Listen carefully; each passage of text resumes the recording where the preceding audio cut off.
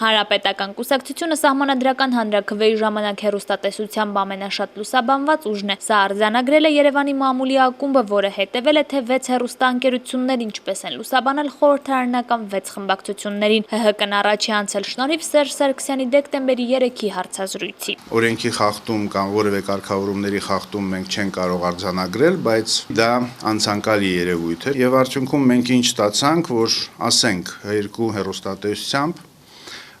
միայն այդ միջոցառման լուսաբանումը կազմում է տրամադրված եթերաժամանակի 49.7%-ը։ Չնայած այս պատկերին քարոզարշավին մասնակցող բոլոր կուսակցությունների եւ հասարակական կազմակերպությունների հաշվարկով այնուամենայնիվ հեռուստաեթերով ավելի շատ հնչել է ոչը, ընդ որում դա այն դեպքում, երբ եղել են հեռուստատեսություններ, որոնք չեն լուսաբանել դեմ արտահայտվող արտախորհրդարանական ուժերին։ Մենք ունենք հեռուստաալիքներ, որոնք լուսաբանելով Նոր Հայաստանի միջոցառումները Նոր Հայաստանի անունը չէին տալիս,